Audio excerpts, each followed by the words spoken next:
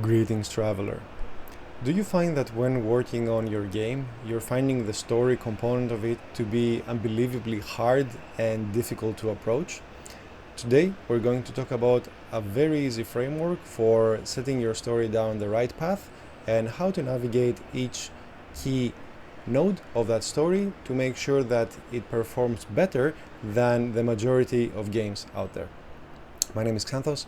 I've been working in the games industry for over 14 years now, and when working on games, and even before that when making my own Dungeons & Dragons campaigns, I found story to be the most difficult part of the game to pin down. I would come up with stories, but they would feel flat. I would say stories like the group is searching for an item and the item is held by the goblins, so that's the story. And there's nothing wrong with that for making an excuse for a combat encounter, but it always left me feeling that there's so much more we can say here with a story. The world is so rich, the characters involved are so rich, there's all these different things we could be talking about.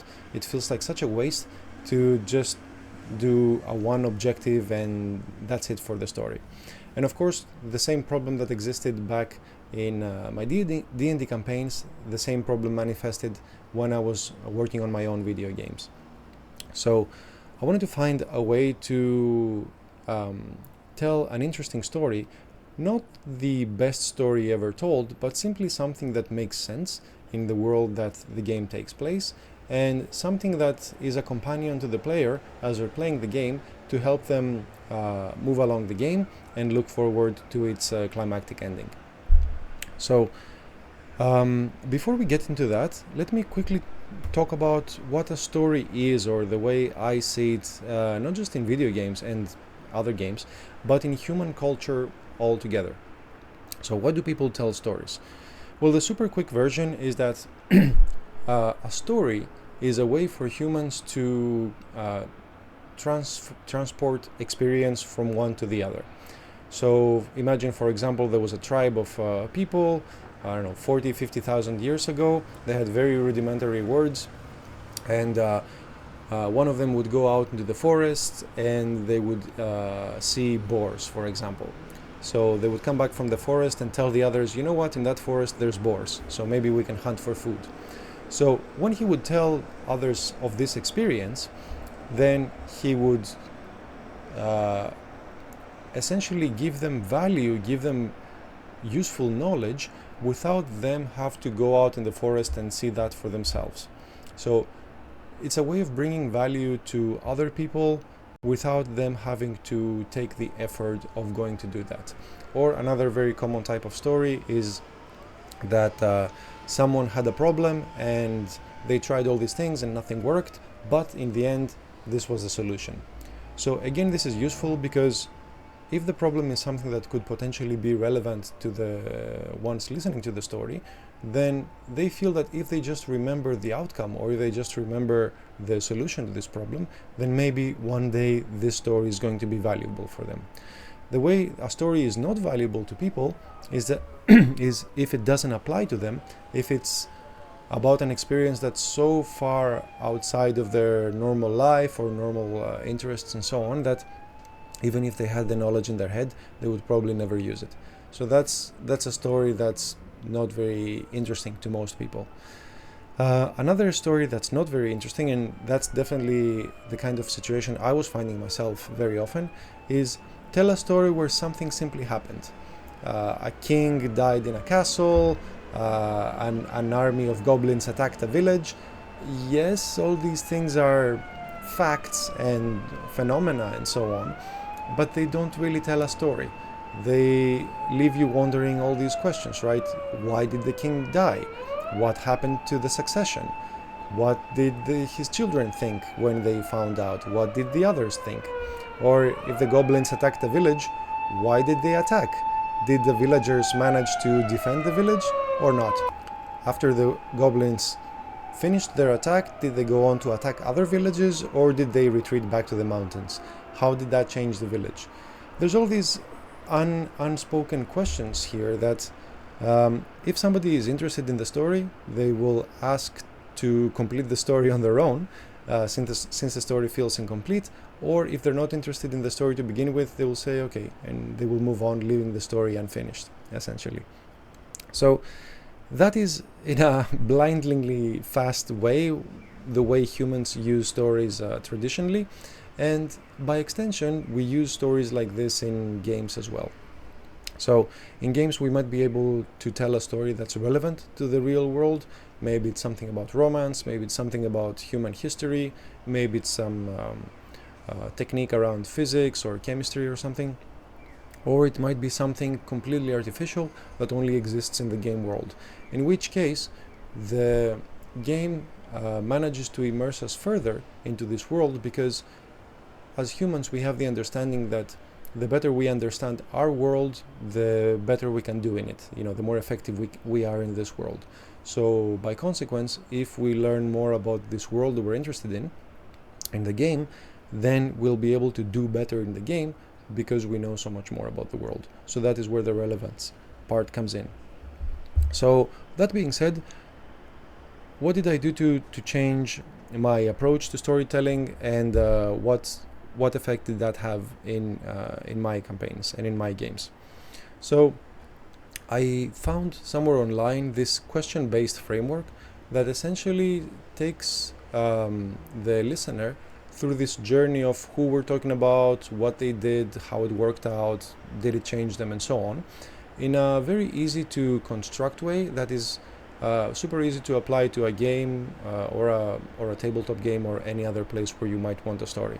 So applying this framework, I got the value where, especially in the beginning in my D&D games, going from games that were purely about the combat and purely about fighting and using the abilities and all that, to a place where players were looking forward to the combat, of course, but even more sometimes they were looking forward to what happens next in the story. So they knew that the next session would answer the question of what happened to an important NPC, what happened to one of the players, what happened to the nation the players belonged to, and so on. And of course, knowing that the players had agency in that, they could affect the world around them, made them both interested in the world and interested in how they could affect it and how they could affect the story in general. So that being said, let's jump in and let's go over this question-based framework, which, by the way, I don't get any credit for that. It's a framework that I've seen online in various places. I've seen it as the 5 W's framework, and sometimes the 6 W's framework, and just the questions-based framework. I've seen it under various names, so it's difficult to know what was first and what's the original version. So I'm just going to share the version that I use, that I found works best for me, but of course you're free to customize it for your own needs. So what is this question-based framework? We ask a series of 7 questions to find out where the story takes place, who the player is, what they did, and what was the outcome of that, to make sure that we complete this story that humans are so good at transferring from one to the other, and we've been taught to like and expect and have a format in our mind for ever since we're very, very little. So the questions in this framework are where, when, who, what, how, what was the result, and how did that change the main character. So that's the summary of it. So let's look at each of these questions a bit more closely. First, we have the where question. So what place are we talking about? It's important to know what place on Earth or in the game world or anywhere else we're talking about, because that, let's say, loads in the player's mind all the relevant knowledge they have for this particular place. If they know the historical info of that place, then they can relate it to that. If it's a fantasy place, then perhaps they can relate it to similar fantasy places that they know of. It's very important to start from a location, because many people associate memory with specific locations, so it works very well in stories. The next part is when. So Setting the time also is important because, of course, we know what technology level to expect, what other related historical events might be nearby. Just like it's important to set ourselves in space with the where question, the when question sets us in time. So that also helps to very quickly load in the player's minds all the relevant information about that certain time frame. Interesting fact here, if you're working on a fantasy world and your timeline is not BC or AD or anything like that, and you have a different system for counting time, then that itself tells a lot to the player about whether this world is real or not, or what system of reference is important for this world. So very cool little detail here. Next, we have to talk about the who. So who is the protagonist, or who are the protagonists, or who are we dealing with here? Maybe it's a group of people, maybe it's just one person.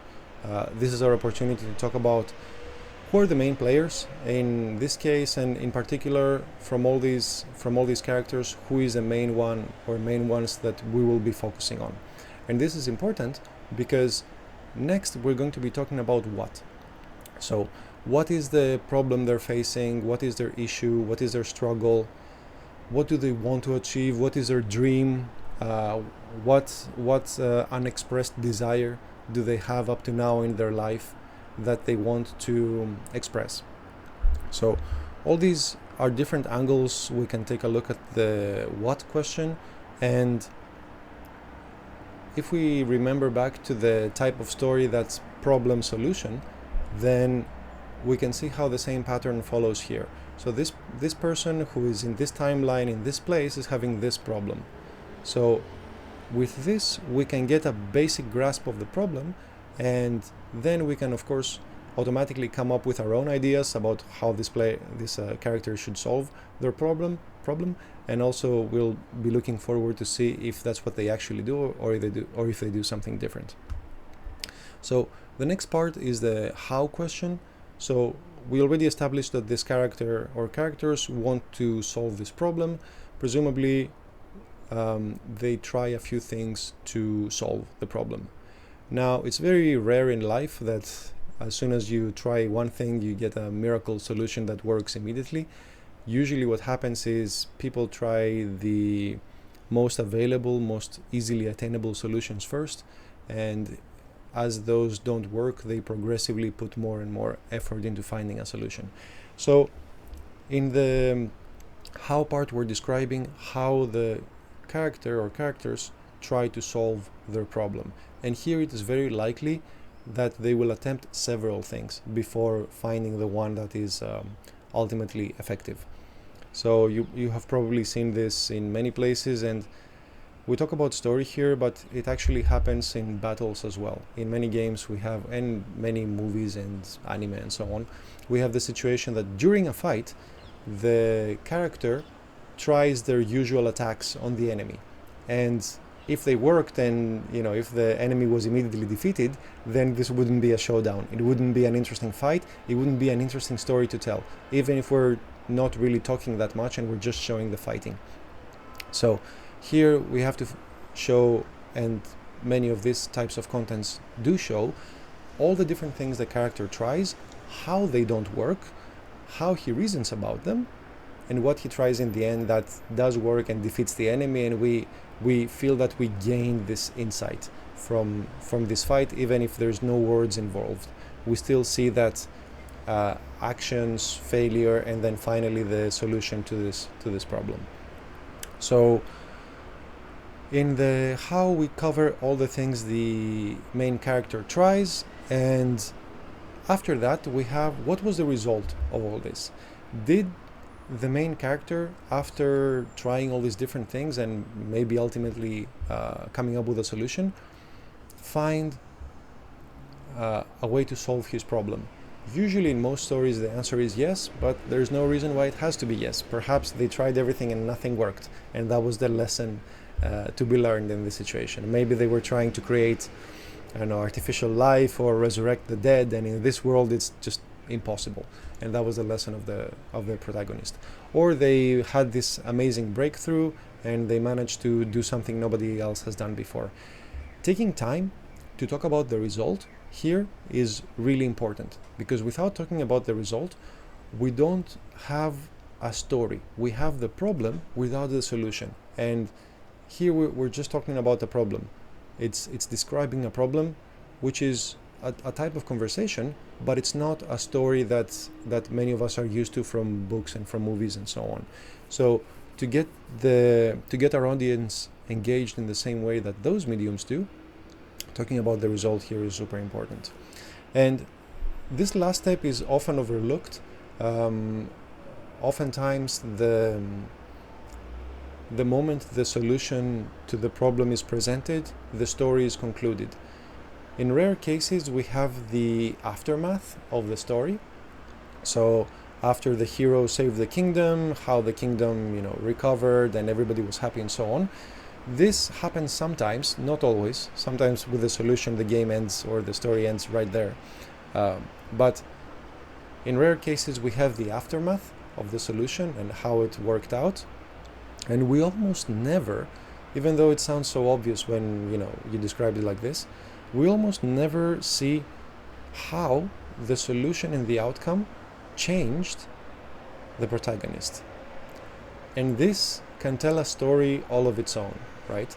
So this is very interesting to include, because yes, we're interested in the solution, but we're not just interested in the solution in a logical way.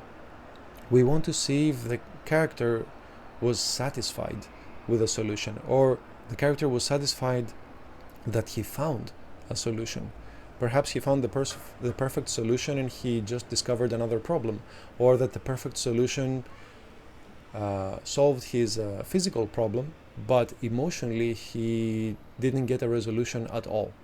So showing if that solution ultimately changed, in fact, how it changed the character after he achieved the solution, is equally important. And that is what I found in my D&D campaigns and in my video games to really tie the story together in the end and complete the action, reaction, or problem solution type of story. So adding that in the end is something that we don't see many times in video games or in stories that are not super famous, but for very, very famous movies and games and books and so on, usually that step is there. So from seeing that and from seeing the effect it has in my campaigns and in my games, I definitely attest to its importance. And that is the last step of the process.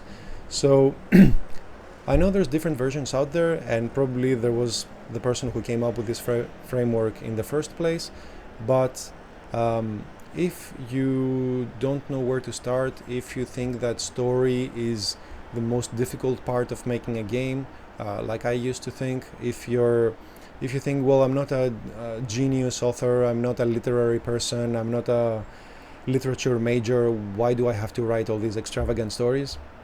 Then hopefully this framework can display in a simple way how even writing a complex story like this can be approachable if you break it down into steps and answer these very simple and straightforward questions about the character and about the world and what they did. So please let me know if this is helpful to you. If you use it, I'd love to know the results. I hope it will simplify your creation process and it will make your games as interesting as it has made mine. And let me know how it works. Thank you so much for watching, and as always, have fun.